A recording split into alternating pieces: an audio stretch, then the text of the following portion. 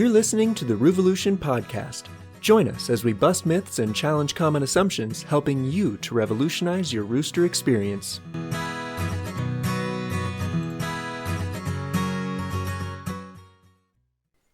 So before we get into the episode, we just wanted to share a few announcements and to say thank you. However you found us, thank you for seeking to educate yourself with the goal of improving the interactions between you and your rooster. It truly is our mission in life to help anyone and everyone have with their roosters the same special bond we have with our boys. Which brings me to the announcements. In an effort to reach and educate as many keepers as possible, we will soon be filing for incorporation as a 501c3 nonprofit organization. We hope to gain the support of the community in order to fund more frequent and higher quality content, both educational and entertaining, as well as eventually establishing a large-scale rooster rescue of our own. If you're interested in supporting our mission, there are several ways you can help. First, liking and sharing our videos and subscribing to the channel is totally free and really is a huge help. And if you'd like to do even more, you can visit our website, roovolution.org, where you'll find a link to our first few offerings of Revolution merchandise, as well as an opportunity to book free one-on-one consultations with the option to send charitable donations via PayPal. Any level of support is greatly appreciated while we work to make this our full-time occupation. Our other announcement is in regards to the podcast. We've decided to close out our first, quote, season with this episode and take some time improving some things before beginning season 2. One such improvement would be to start doing video podcasts and have guests on the show to gain further insight into other keepers' experiences. So please, let us know in the comments if you have any suggestions for guest speakers you'd like to hear from. Now, without further ado, let's get into the episode. This week, we wanted to sort of recap, reiterate, and put all the pieces from earlier episodes together to form our final thoughts on how best to create a peaceful and loving relationship with your rooster. In our previous episodes this season, we really wanted to focus on setting up a foundation and just laying out those basic tenets and framework that we use, when working with roosters, when problem solving, when any of these things come up.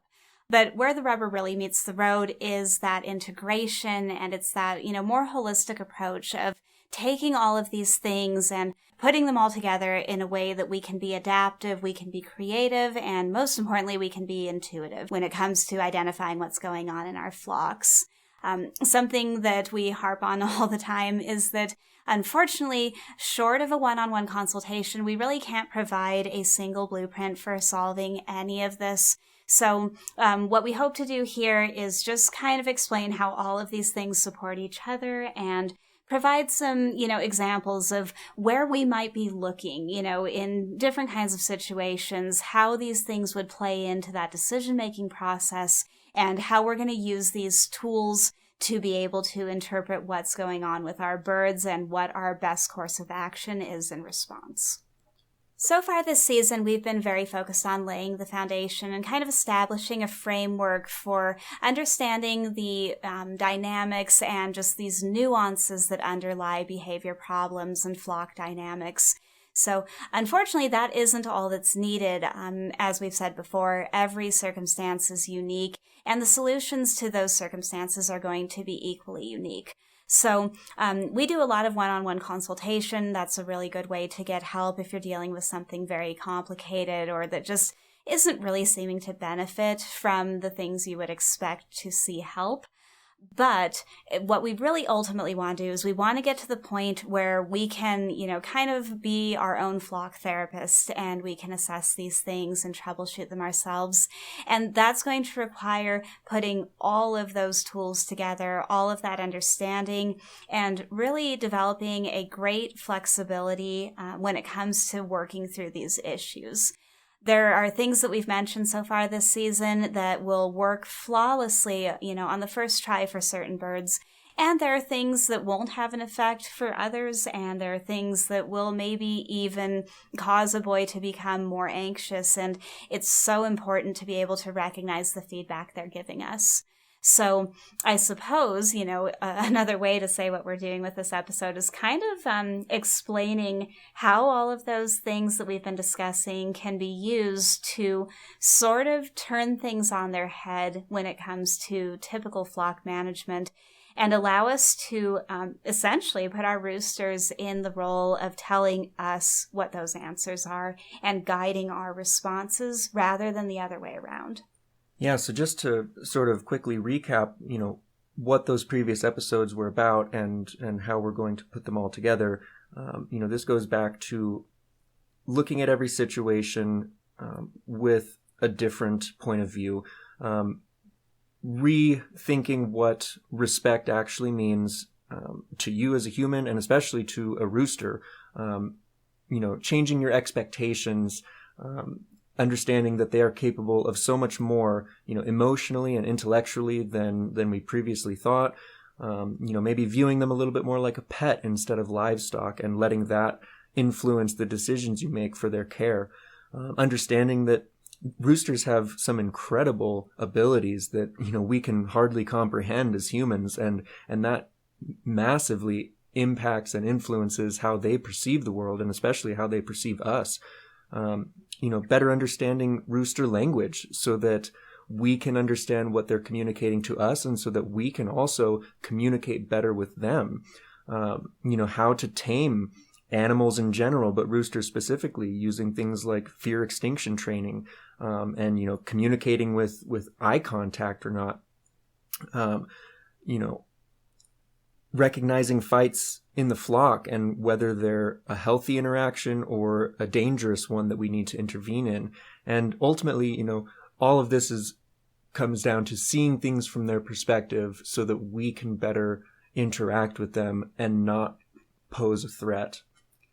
Right. Ultimately, all of this, regardless of the situation, is going to come down to trying to get on the same team. Especially with our rooster, but really with the flock in general. We want them to see us as a support system, a helper, someone they can trust to enable them to do their job better and to support them in keeping their flock safe. And roosters are incredibly complicated, but they're also very simple. What they want is to know that they are safe, to know that their girls are safe, and to feel that everything is predictable and accounted for. If we make ourselves a part of that system, if we make ourselves dependable, they just naturally are going to have this more peaceful and accepting interaction with us. So the shortcut, really is always going to be to befriend them. And befriending them is going to come down to all the same things that it does with our own species. It's going to be about consideration. It's going to require listening to their cues and responding to them. And it's going to require learning what they appreciate, what they value, and making a point to go out of our way to do those things as a gesture of friendship and support. There's so much advice really out there that sets us up to push them away, to alienate, to make it a matter of, kind of a battle of wills, of our preferences versus theirs. And there really does seem to be a very deep-seated fear that exists about giving them the impression they're above us. And, with full disclosure, of course, we've certainly made very clear thus far that our birds are very much family and they're very much regarded as pets. That's the decision that we honestly would have made, even if it were going to lead to more behavioral difficulty. Well, and what that means for us specifically is that they really are equals in our minds. They're not equals in the sense that they don't have the ability to earn money and pay for what they need. So we obviously provide that for them, but we don't hold that against them or, hang that over them. As individuals, they are equal to us, and their feelings and concerns are equally considered as we consider our own. Maybe even a bit more, honestly, just because they're more at our mercy, they're more dependent on us. And so that does lead us to, bias things a little bit more in their direction than ours. I often remark, that we're the ones with the opposable thumbs, and the bigger brains. So even though I'm not sure, I really feel these days that they may be right up there with us. We've just seen so much evidence to support that. But really, there is a responsibility that we have to see these things more clearly and to be, I guess, really kind of the first one to extend the olive branch, simply because we are in a much better position to do so than they are. We have that broader comprehension and ability to really evaluate these situations and consider multiple perspectives. They're very much governed by instinct, at least in the moment. So they're ill-equipped to, kind of make those bigger decisions and be the, quote, bigger person in the situation. But what I was bringing that up to illustrate is really just that we knew that we were radical going into this. We've been this way about every animal that we've ever had in our lives. It was no surprise. What was a surprise is just how much that perspective and that attitude prevented so many of the problems that other keepers approach and deal with. And so this really got us thinking, because we knew we were being extreme, and according to so much information out there, the things that we were doing should have had a horrible effect. They should be trying to boss us and hurt us and, fight with us all the time. We've never showed them we're boss. Quite the contrary. One of my favorite images actually was a photo taken when our boy Daisy was in for some treatment. He had injured his spur, and Jacob's back was hurting, and he was lying flat on the ground in the living room. Daisy was milling about nearby, and at one point he climbed up onto his belly and was just standing there looking at him. And we staged some funny photos where Jacob looks like he's in fear for his life, and Daisy's just standing there being adorable. But I couldn't help but remark, what do you think that the majority of communities would say about this, and how badly we're setting ourselves up for failure, and all of these things, just, is this how you make sure they know you're in charge? Are we doing it right? And we were really just laughing at the ridiculousness of it, and just how far outside of the norm it was, and how many people would think that he would totally take that, and run with it and become awfully disrespectful towards us. To this day, we've never had a single issue with him. So, as we started thinking more about this, it just became very clear that what was going on was that we had essentially identified a way to get truly in touch with them, to establish a genuine friendship in which they're obedient because they just have this incredibly deep-seated trust. Rather than trying to force that cooperation, being so radical about always prioritizing them and being willing to kind of fall on the sword if necessary, what it did was it communicated to them that they didn't need to have any fear of us, that they would always be considered, and that we're always going to go out of our way and bend over backwards to make things good for them. So they, as these much more innocent and pure, other animals do, naturally mirrored that back. And so we are the sort, really to recommend, if you want a shortcut to getting along with your rooster, put their worries first. Every single time you can, even if they're ridiculous, even if they're something that you wouldn't ever otherwise think to do. I mean, we follow Ginger into the coop every day to squat in the corner with him and tell him what a great nest he's made for us. But they really benefit from this so tremendously, and they seem to get to a point fairly quickly where giving you difficulty is just going to be the farthest thing from their mind. And what you just described there puts together so many of the things that we went into detail in the other episodes. Showing them respect by considering their needs before our own, or, changing our expectations to allow for an affectionate and bonded relationship. Taking into account the way they communicate so that we can communicate back with them. So many of these things, seeing things from their perspective so that they can build that trust, so that they can feel safe. Like it's another way to say all of those same things. Every story we tell, I think we could probably, point out the respect or the difference in expectations, the special rooster abilities that we're taking into account, the way that we're communicating with them using their own language that we've recognized, and trying to see things from their perspective. And I worry that that's all, pretty redundant. And maybe we'll cut that part out. But I do think it's important to repeat. And that's kind of the point of this episode, is just to really reinforce that these key points are the key to unlocking the ability to, address any issue you come across, because every boy's an individual, like we've said so many times. Every situation is unique. And if you have the key, to decipher what's going on, then then you have the answer to your problem. You really do. And that's the thing that stood out to us more than anything, because we were new, at one point and just trying to figure out how to get along with roosters and how to respond to all of these things they were doing. And the only thing we really had to go on was just our commitment to always show concern for what they were experiencing, what they were seeing in the situation, always make sure that we did whatever we could to show them they were safe and loved and cared for.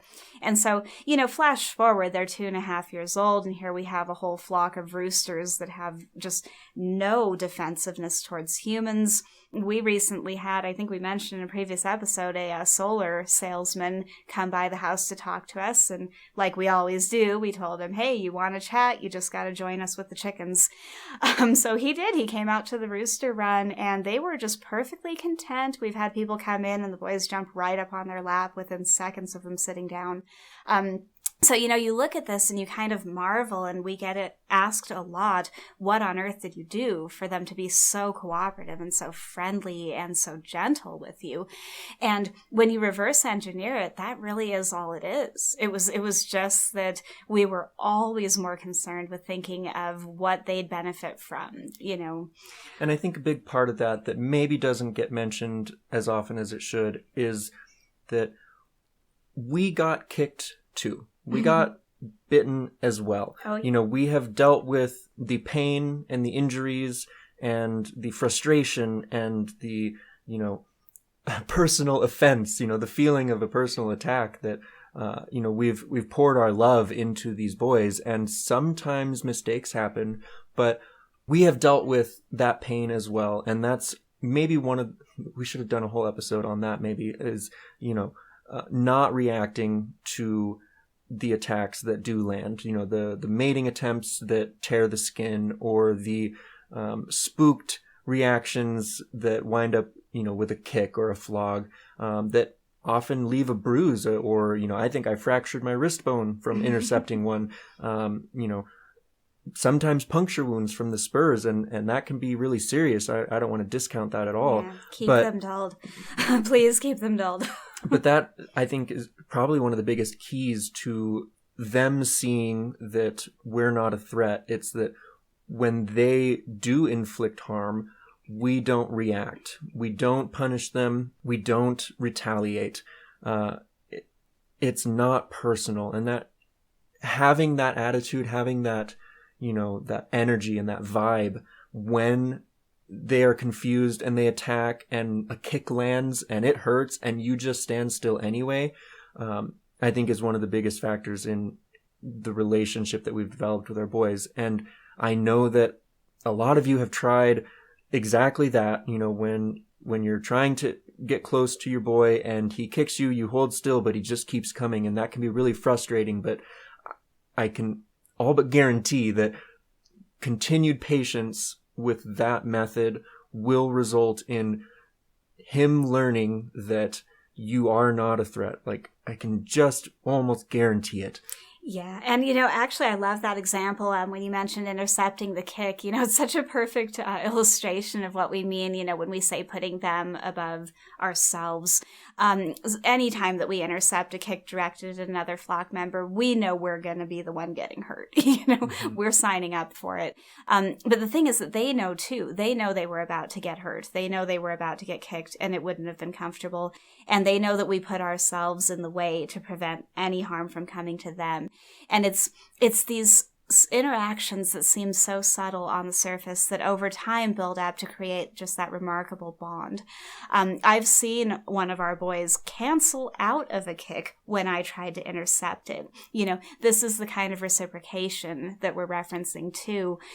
He and I believe it was Morgan were kind of getting into a bit of a pecking order dispute, and they were coming up to each other. They were preparing a kick, and I put my hand in between to block them. At this point, Daisy had already left feet off the ground. He'd leapt into the air, maybe a foot or so, and pulled his legs back, preparing to kick. And no joke, the moment he saw my hand move in the way, his little legs shot straight down in midair, just canceled right out of that kick. And I'm convinced to this day it has to be, because he would have gone through with this, in any other situation. It has to be the fact that he recognized at that last instant that he was going to wind up hurting me. Mm-hmm. I didn't know they even could cancel out of a kick, mm-hmm. but apparently they can. I mean, even just this morning, I was visiting the boys after I let them out, and Daisy skipped Morgan, who usually gets first turn on lap cuddles.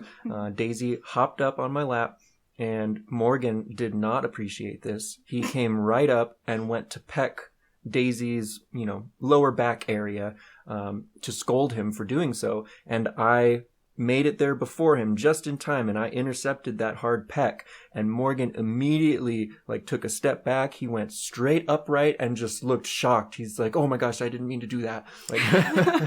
Yeah, they really do know. I mean, and it's one of those things that this is one reason, we say change that perspective and be open to remarkable things, because you really can't believe it until you see it. We've seen so many things from them that just seem virtually impossible, that we don't understand how they managed to understand that, how they made that connection. It's really quite remarkable. But, so many examples, like we said, of how these decisions that we wind up making with them and the interactions we have are completely governed by a very strong focus on how things will look to them, what they'll take from it, what anxieties, could be brought up if we handle it one way versus another. We're just evaluating this so regularly that it's really become second nature. It may seem, and in the start it probably is, like something that you have to put a lot of analysis and thought into and really take a lot of time thinking about. But if you keep this up and you keep that consistency, it really does get to a point where it's just your natural tendency. It just becomes force of habit. Just yesterday, actually, I was consulting with someone on a boy who was being very attacky, very kicky, and I wanted to get some footage of how we deal with Maelstrom, because he, if managed incorrectly to this day, will go ahead and make an attack on a shoe or a leg, come up, usually peck my jeans first and then go into a kick if I'm not doing the things that help keep him at ease. And so I thought, okay, well, I'm going to go and get this example, right now. So I threw on, it was kind of funny, actually, I wound up throwing on the jacket that he absolutely hates and always kicks the cuffs of. I, at one point, attempted to take that off so that he wouldn't be upset about that, and realized I had a bright orange shirt on underneath. And so, you have to keep in mind that they know the schedule. They know when we come out for visits. I was probably an hour and 15, hour and a half early coming out, so they're already confused. I literally walk out, appear in their run, start trying to encourage Maelstrom to kick my shoes. Morgan, at a couple points there, tried to come up and shuffle dance him or posture at him to try to tell him that he shouldn't be doing that. And I'm trying to kind of back Morgan off and saying, no, it's okay. Mommy wants him to today. It's okay. So, all this confusion. So I show up for this short time, basically bait Maelstrom into being naughty and attacking my legs so that I could demonstrate how they can be, worked with when they're wound up. Then I give him a bunch of cuddles to try to help him settle down, and then I just disappear again. And they all responded by gathering by the fence and just crowing and crowing and crowing, and it was just an immediate, okay, I'm going to have to go out there and give them a real visit, like now, because they have no idea what just happened, and this has all been so strange, and they need things essentially to return to normal as quickly as possible. My normal plan would have been to eat lunch before we went and did this. But that got put on the back burner because it was a question of me remaining hungry for a little bit longer, or them standing out there concerned something might be wrong, this strange thing just happened, and possibly getting into more disputes if they're not helped to calm down immediately, because now Maelstrom is a bit wound up and Morgan's feeling thwarted. And it's one of those things, like, we so rarely put them in a situation like that intentionally. Maelstrom just happens to be a really, really invaluable example of how these boys, even when they're just being kind of insane and irrational and attacking, can still be connected to, they can still calm down, they can still be worked with. I mean, I think on almost a daily basis, depending on which jacket you're wearing. Once you sit down in the run to visit, Maelstrom will come up close to you and recognize what sleeves you have on, and he might just go and grab and kick your sleeves right then and there. And then all it takes is a moment of you saying, "It's okay, Mei, come here." And you start sort of herding him towards you instead of away from you. You don't push him away. You bring him closer and you say, "It's fine, Maelstrom. You want to come up? You want to hug?" And he walks right onto your lap and he's like, "Yeah, I really do want a hug." And then you can see he beak clicks and nuzzles up to your neck and chin. And it's so clear that, like, you know, he doesn't want to be reacting this way to those triggers, but that's what's happening. He's being triggered, and then you are, you know, relieving him of that anxiety, and that is so much more valuable to him than, you know, you just ignoring him or walking away and letting it stand at him having been anxious. Yeah, exactly. Well, and so often he's coming up initially because he really would like to be close. At least in his case, that is why he's approaching. But then, you know, he sees those sleeves or something moves wrong and he finds himself feeling worried and he's sort of at an impasse. And so those, you know, things like herding him closer, it's a calculated attempt to balance that discomfort that he's feeling with something positive. Something to reassure and relieve his apprehension. And so, you know, again, good example of why this is so nuanced, because certain boys, you know, if they aren't responding just to that fabric, if they're responding to the presence of a human, that's not going to be the way you want to go with it. You've got to address the comfort with the human before you can go that direction. But, you know, it's so hard not to think of the fact that, you know, when we are keeping chickens as livestock and they are not in the pet category, maybe we don't have the time, you know, to really befriend them like we might a family dog. It's still always going to be the right track to take that perspective as much as possible, simply because they have such a unique experience of the things that go on, and it just isn't ever going to be beneficial to dismiss or disregard that or try to subvert it, you know, by force or competition. The more that we can find ways to demonstrate friendship and trustworthiness, regardless of why they're being kept and regardless of our end goals, it's going to do, really two things. It's going to open up the potential for a really deep and meaningful friendship. But even just on the practicality side, it's going to make handling them easier. It's going to make working with them easier. It's going to make avoiding problems easier. So it's like, it really, what we're trying to do with our flocks doesn't change the correct approach. It just changes which thing we are valuing most, which positive outcome. Is it the emotional one of the understanding and the affection and the connection that can result? Or is it more the pragmatic one of just simplifying our process of getting chores done and treating illness and, you know, doing things like health checks? I mean, even something as simple as eye contact can be, you know, hugely beneficial in communicating a safe environment to the rooster. You know, as prey animals, they're looking at any potential predator in the eyes. They're looking for unblinking unwavering eye contact of a predator. Whereas if you can engage with a rooster by making eye contact, letting him know that you see him eye to eye, but then expressing something like trust on your end by closing your eyes, you know, maybe making a soft or gentle facial expression with closed eyes, saying like, "Hey buddy, like, I'm not here to upset you. I'm just here to fill your feed and water."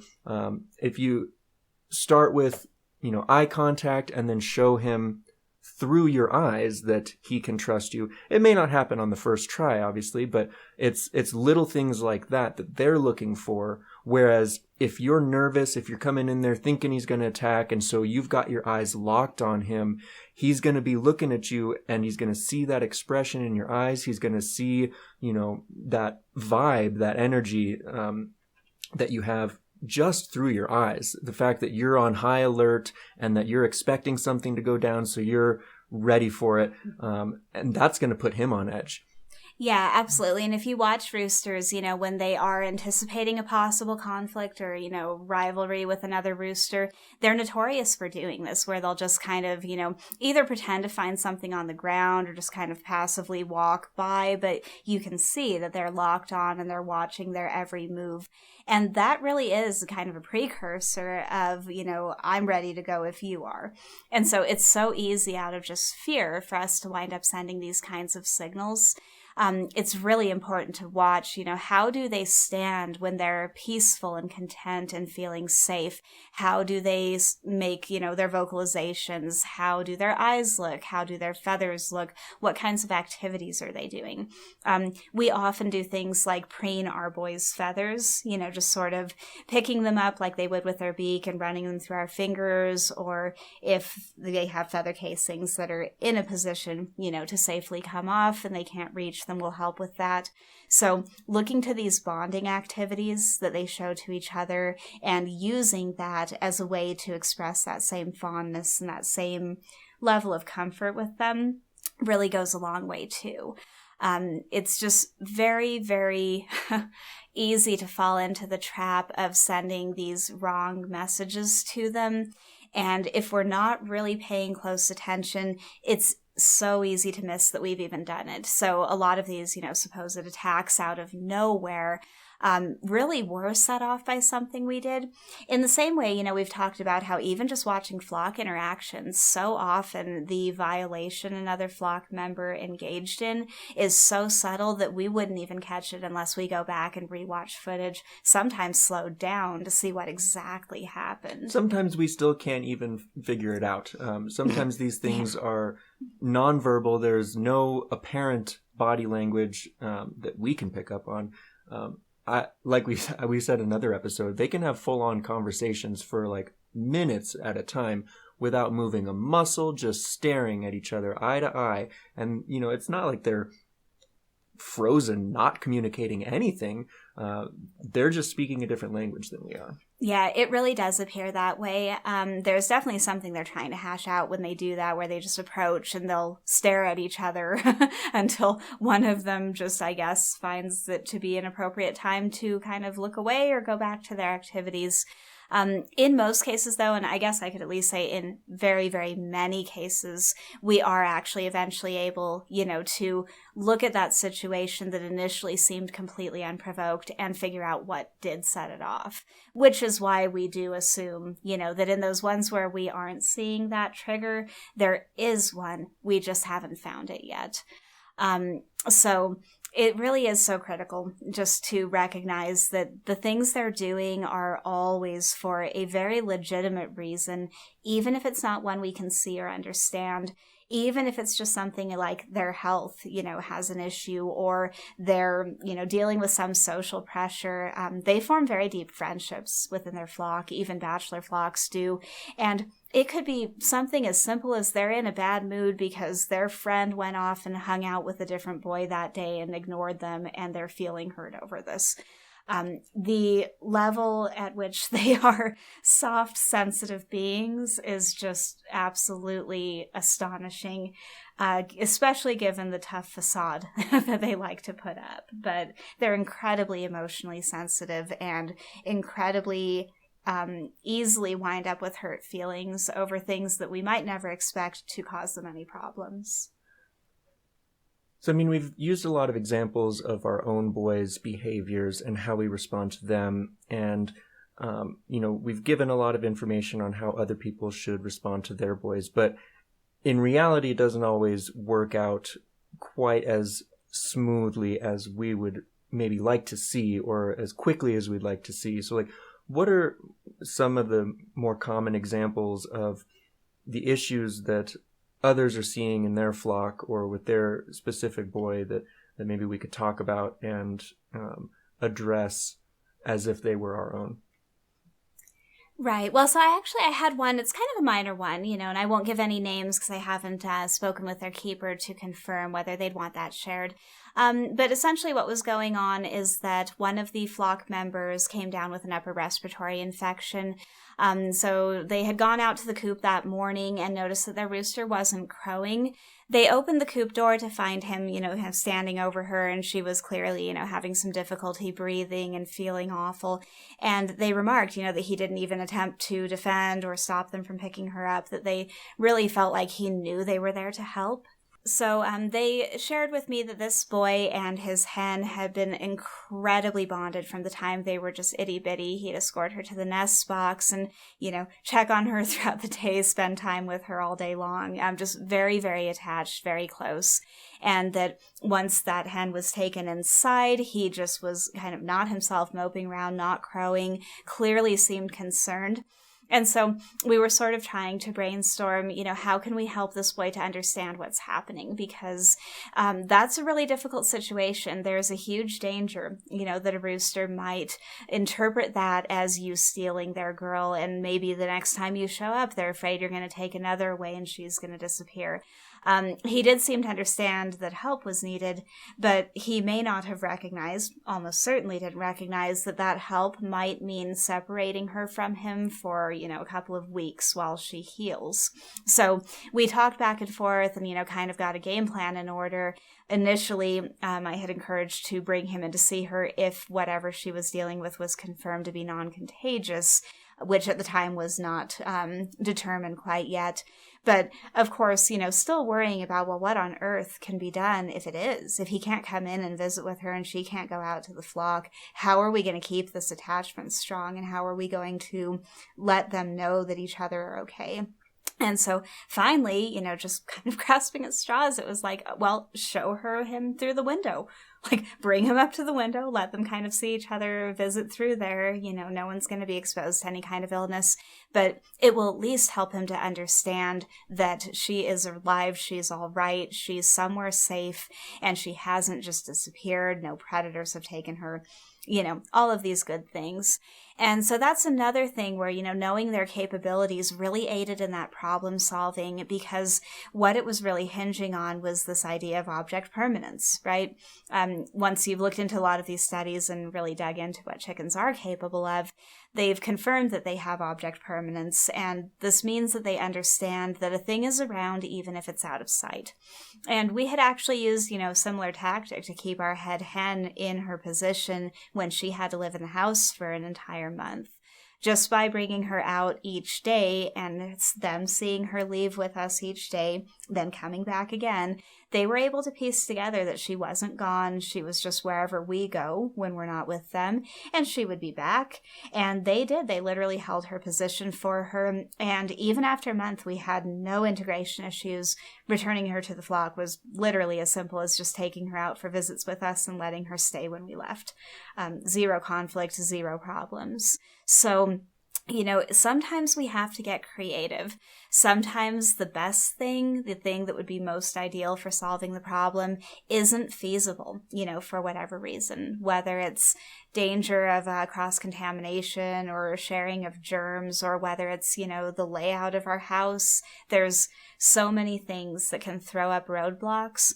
That's what makes all of this perspective and all of these types of different awareness of what they're dealing with and how things are being received so critical in troubleshooting, because they're really what's going to point us to those better solutions that are a better fit for our particular birds.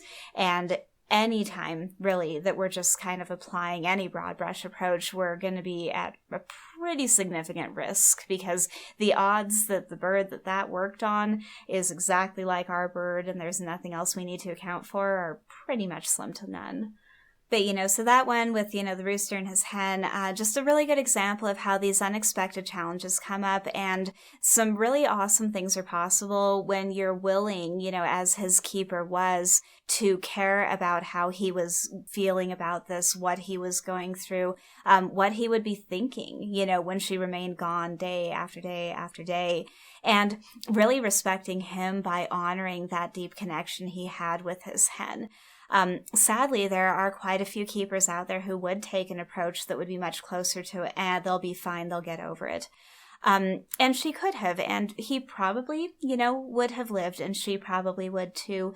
Whether any damage would be done to that relationship is very much up in the air. But she didn't want to take those chances, and she wanted to be sure that if there was anything she could do to ease that worry for him or for her while making sure everyone was safe and healthy, she did so. And so a lot of times that is the first domino that absolutely has to fall, is that empathy. It's really taking seriously what they're going through and having a deep desire to minimize their worry, their pain, their fear in any way that we can. And quite literally, if we just stick to that, if we just develop a habit of always keeping that in the forefront of our mind when dealing with these things, it's just very hard to go wrong. You get to a point where the roosters themselves, or the flock themselves, really will tell you what needs to be done. They'll tell you what is working. They'll tell you what isn't working. And they become companions in this. They become kind of your little assistants in solving the problem instead of being an individual you're having to work against. I think it might be, a good point to repeat once again, as I have in many episodes, the importance of something like a security camera. If you can't be around all day to observe them and learn that language and learn those cues that they provide, it's so helpful to have a camera that you can record from remotely, recording 20 minutes, half an hour, maybe even an hour, and then review that when you have the time, so that you can start learning their personalities and that language and how they communicate with each other, which will allow you to then pick up on those things with the few minutes a day that you do spend with them in person. That actually leads into an excellent example too. I will just say again, as we're sitting here and seeing the security camera on the computer, as we always do, all the boys know it's getting close to visit time, and they have now all lined up along the fence, and they're happily watching the dining room door, waiting to see us come out. This is a daily thing for them. So, routine, knowing that they're going to be disturbed or upset, if things are shaken up too much, and that they do actually value that sort of thing very, very deeply. I always say, do not do things for your flock that you aren't prepared to keep up every day. It's so easy to get hoodwinked into kind of ridiculous schedules and processes if you're not careful. But what I was going to say is, having that security camera, Maelstrom really never preens Ginger or any of the other boys when we're out there. He's so focused on visiting us that our presence alone is kind of derailing that behavior. And that's not a bad thing, but having the camera allowed us to observe that this is a thing that he does, which we honestly never would have even guessed prior to seeing it and seeing it on a near daily basis. It's not just a thing he has done, it's a thing that he makes a point to do. We're still not sure why this is so important to him. But it certainly gives us an undeniable insight into who he is as an individual.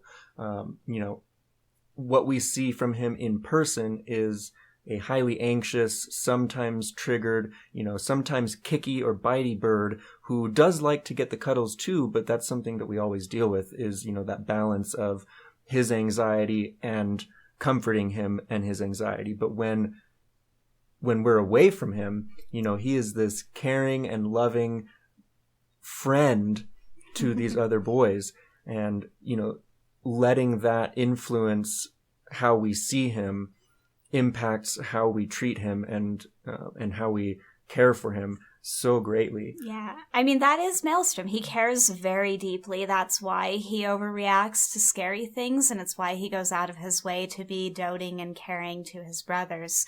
But where it gets even more fascinating, honestly, and even more applicable is that as soon as we saw, that there is this interesting relationship going on between Maelstrom and Ginger, we were actually able to trace it back to when Ginger had a leg injury and was keeping to an upper roost of the run to avoid any conflict. And Maelstrom started making a point to go up there and just sit and nap with him, and again, that was about when the preening started. We joke that he's adopted him, that's not our Ginger, that's Maelstrom's Ginger.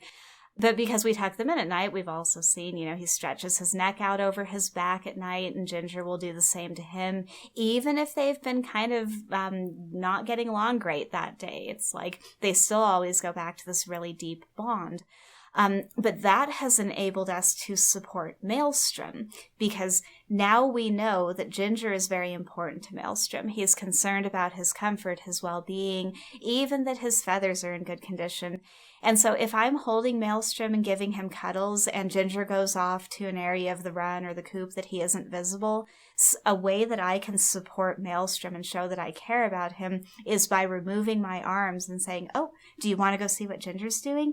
And even walking over there with him to just kind of escort him. Okay, let's go see, let's go check on him. Because this is something that matters very much to him. So there's an alternate possibility there that maybe he's cuddling with me, Ginger goes off into the coop, he raises his head and looks alert, and I just try to encourage him to settle back down and keep cuddling. That might look so innocent, but really what it's doing is it's suppressing his concerns in favor of what I want to do. And I'm certain that I would be falling into traps like that if we didn't have that information. Yeah, which might make him feel conflicted about, staying for cuddles versus checking on Ginger. And exactly. We don't want to do that. A me versus him kind of situation where he's very comfortable coming and cuddling because he knows that if something pressing comes up, like he needs to check on his buddy, I will not only free him up to do so, but I'll join him. We'll do it together. Let's go see what Ginger's doing. So I guess the disclaimer here is if you're going to go this route, you're going to have really appreciative, really awesome, really trusting birds. You're also probably going to find yourself really, really bonded to them. So, for the people who are currently keeping them as livestock and, haven't really considered a relationship, we said, I think in the very first episode, consider very carefully and deeply whether you're willing and able to maintain that, because definitely inspiring that kind of affection and trust and bond, if you don't keep it up, can backfire. It can create worse issues because they do, like I said, wind up with hurt feelings, and they are very sensitive to those social relationships. But that said, I can guarantee, regardless of why you're keeping them or what their role is, whether they're just, there to alert to predators, protect your girls, whether they're in a bachelor flock and it's just an option to keep them from, maybe meeting a sad fate elsewhere. Whatever your purpose is, you're going to get so much more fulfillment out of having that close relationship. It can be a really hard thing to picture. I know when we went into keeping chickens, I would never have dreamed we would be sitting out with them 2 hours a day or know them to the level that we do. That being said, I just want to say it doesn't require 2 hours a day. Very good point. To develop this bond and relationship. But it does require consistency. And that's the biggest thing possible. Like, even if you only have, 15 or 20 minutes a day, I think you can still become really, really close with these birds. And as long as you're consistent, in the time of day that you visit them, in the things that you do during that visit and how you respond and react to them, I think even 15 minutes a day, you can become really super close with these birds. You absolutely can. And the hour a day, that we do is just due to availability and honestly, just a desire to. They're used to it. We're used to it.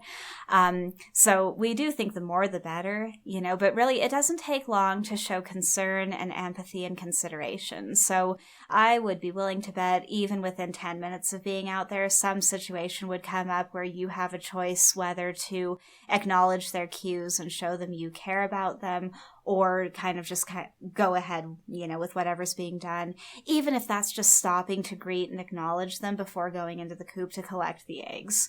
There are always these opportunities.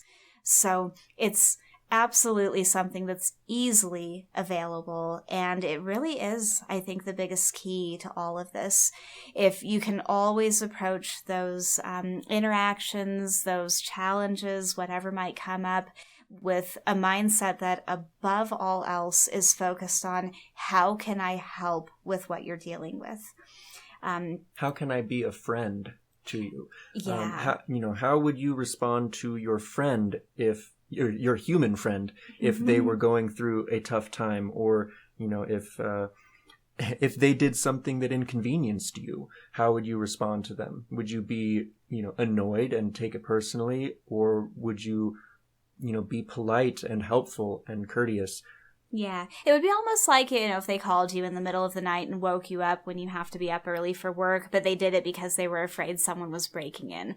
It's really much closer to that with roosters. Anytime that they're giving us any kinds of problems, it's always fear underlying it. It's always some perceived danger or crisis or threat.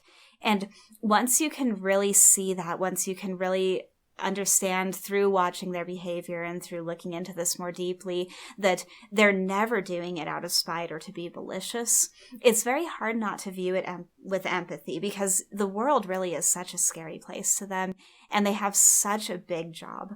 So it's completely understandable that they might lose the plot now and again. I know I would if the roles were reversed. So it's funny actually saying that the world really is a big, scary place to them. Made me think of the other day. We were in the girls' run, and there's been this mouse who has been coming out and snacking on the leftover scratch treats that we give them. He's been very sneaky and very methodical about how he's been doing it, but he's been getting braver and braver.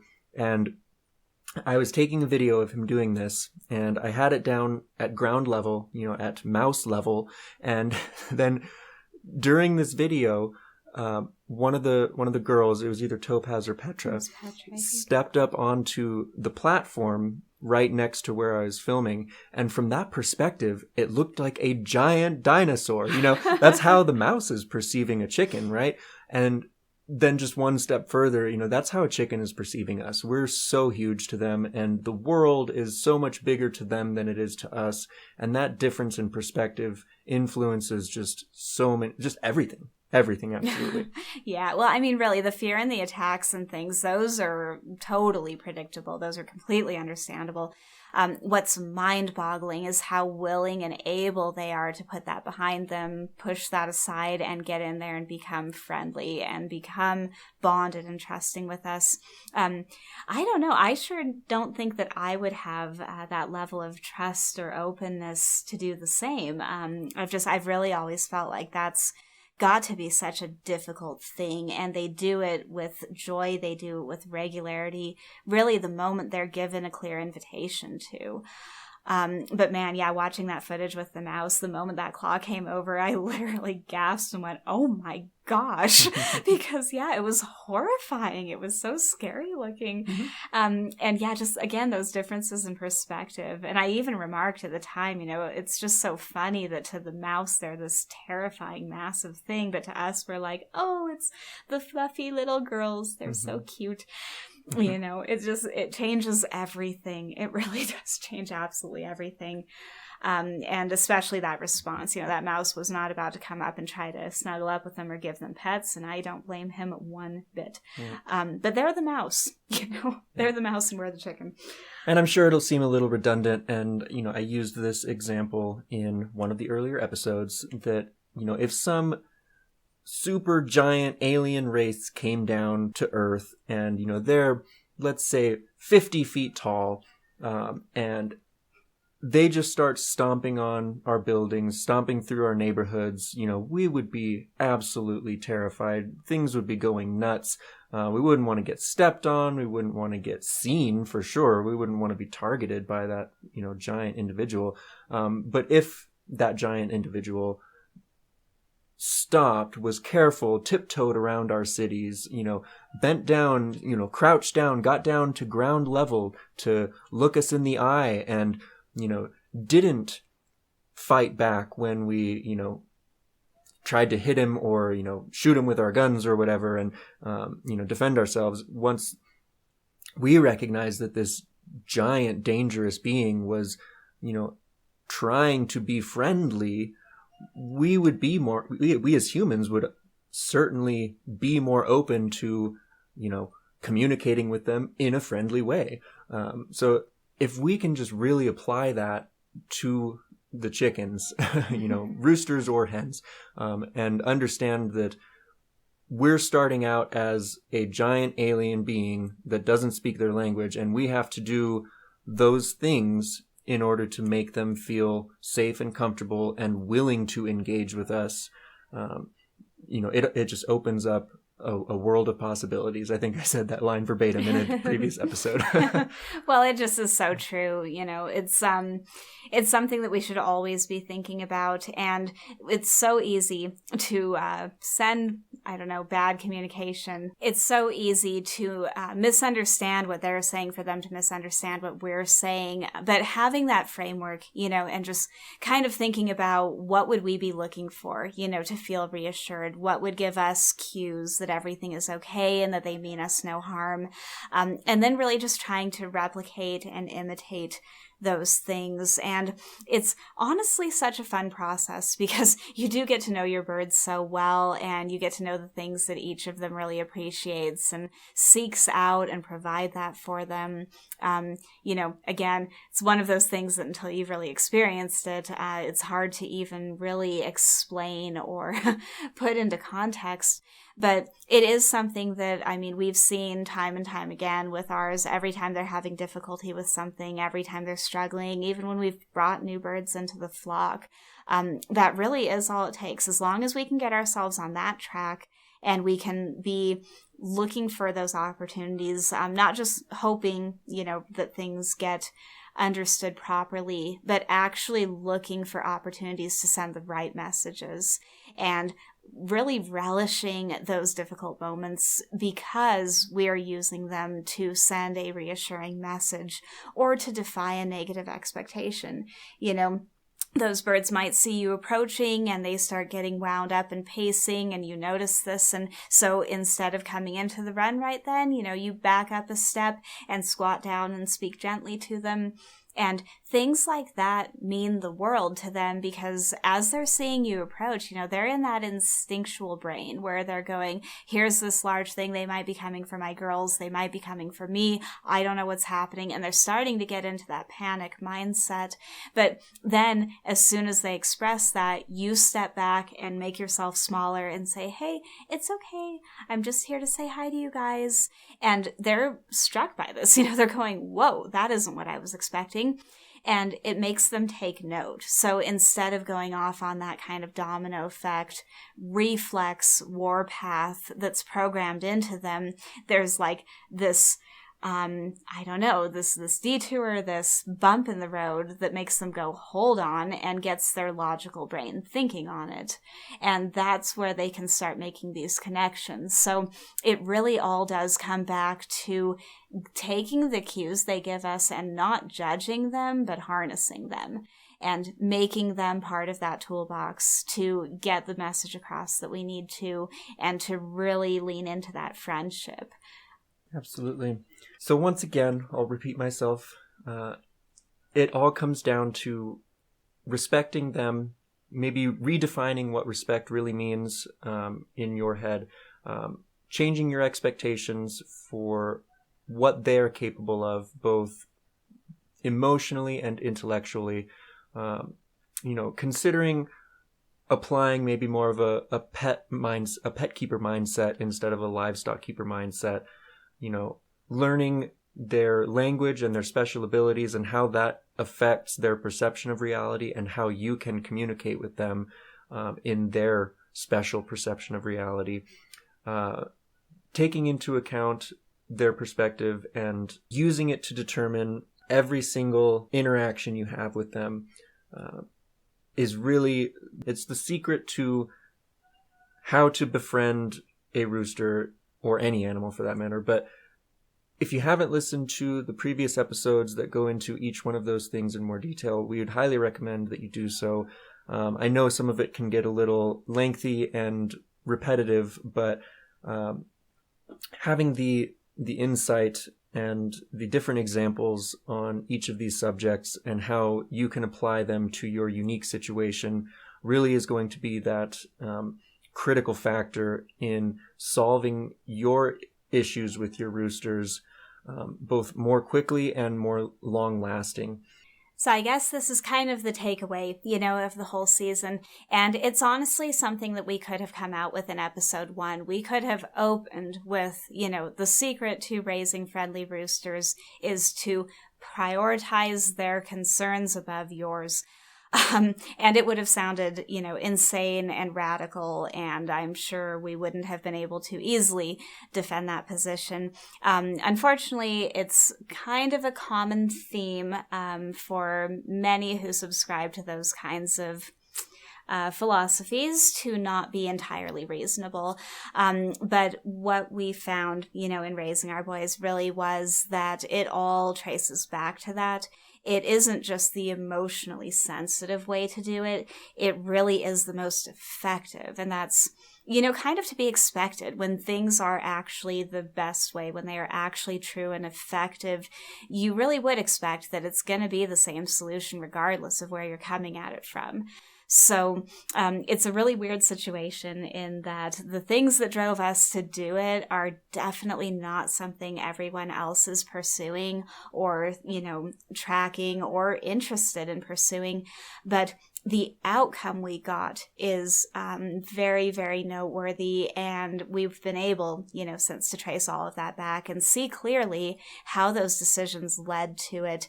And the outcome is the same one that everyone keeping these birds wants to see. Well, and it's an outcome that we have confirmed is possible with others as well. We have, so many success stories, so many, testimonials at this point of keepers with issues of varying degrees, all coming around to saying, oh my gosh, it's going so well, it's only 2 days in, or it's a week in, and it's a huge difference. I've been floored by that. Yeah. I'd never expected that it would work that quickly. We knew, of course, going into helping set up the group and getting on board with that and starting the channel and all of these things, that it did work. We just figured it might take more commitment and more time than that. But it really has been remarkable. And we do tend to be, when it comes to animals, we're definitely emotionally open and sensitive and very, very inclined to bond with them. We're the sort that relocates spiders, so we're pretty biased in that respect. But weirdly, we're also very, very rational and very analytic. And we never like to accept an answer that's just based on an emotional knee-jerk. We find that those are never really a great idea. Principles are one thing, but just feeling a particular way about something, more is needed. This is one reason we're the sort of keepers that make a point to have, special routine for good night tucks for the birds, but we don't put heat in our coop, because in our climate, that's not necessary. It really would do more harm than good. So we're very, very capable of being, the cold and analytic, scientific-minded keepers when necessary. We just kind of were forced into the conclusion that in this particular case, that emotional trajectory really is the one that solves everything. And that's sort of been our focus, ever since, is sharing that observation and all of the stuff that we've put together since to try to get that logical and rational answer of why. Well, to say it another way, we may have started with the emotion, but through time and experience and research, it turns out there is a lot of logic and science that supports the actions we took with emotional reasons. Right. It's kind of like we went into just thinking we were being kind of irrational and emotionally driven, and learned as we went on that, oh no, actually there are legitimate reasons that was the right decision. So we did actually spend, for quite a while, we didn't say much about it because we recognized that we were being pretty extreme and that most wouldn't be in that boat. And we weren't really sure exactly what was behind what we were seeing at that point. Well, and at the beginning, we were still open to the possibility that things could change, things could go downhill, things could turn negative, and all of this care and consideration that we were showing them might not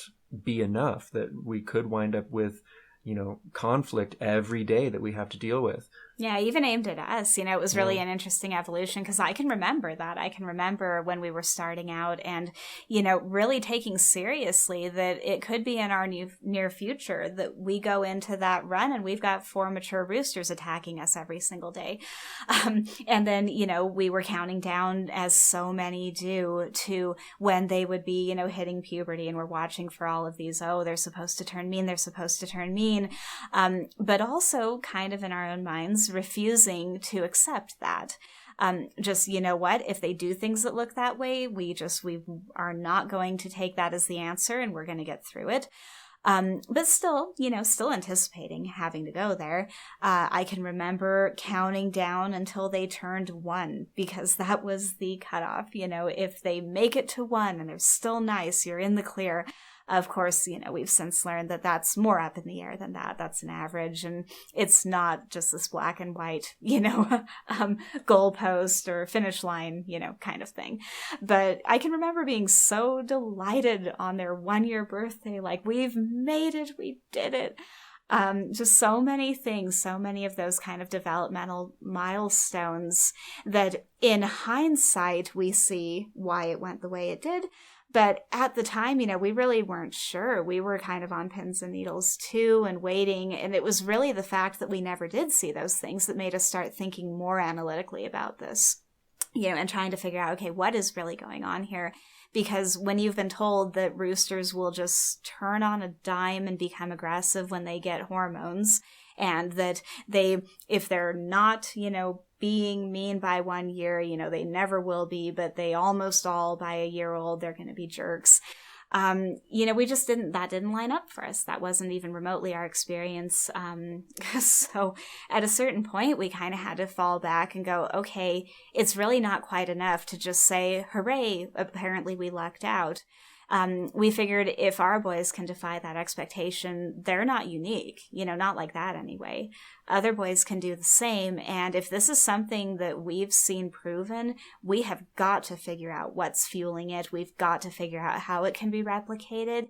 Is this coming down to how much time we're spending with them? Is it the type of time? Is it the routine? Where do all these puzzle pieces fit?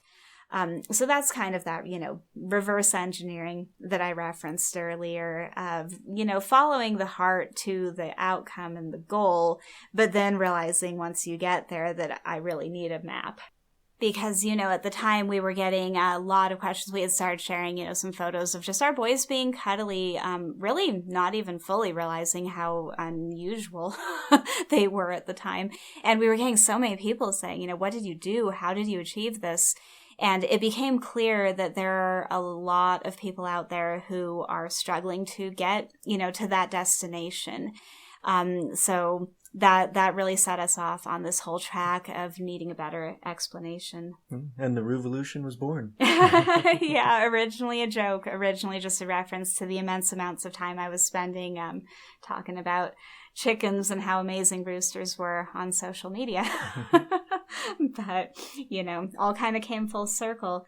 But we do definitely hope, that we've been able to, correctly convey in an understandable way, a lot of these observations and how they play in, and given, listeners the ability to take those and apply them themselves in really effective ways. As always, if anyone, would like to reach out that thinks of a topic, that maybe isn't being done justice, or there's an issue that you're dealing with and you'd like, us to weigh in on that. Or if there's another person out there that, maybe we should interview on a future podcast episode, let us know. Yeah, one reason that we're wanting to take a break between this season and the next is so that we can get those things in order and, kind of investigate and research these ways that we can expand the information provided, the guests that we're having on and the information they can share, and just really try to focus in on what's going to do the most good, what's going to get the most desired information out there, and really just be the most helpful. So your feedback is definitely valued. We want to be tailoring this show to the questions that all of our listeners have, not just what we feel like we want to talk about. We were able to get through this season just kind of focusing on the things that are really hot button topics in the community. But those smaller things, are equally deserving. And if there's something that's being neglected or ignored in that broader sphere, we would love to jump in on it, and we'd love to get to the bottom of it. We may also be putting out some, kind of shorter talks, not the long form deep dives, but, maybe just simple questions like, is layer feed actually bad for roosters?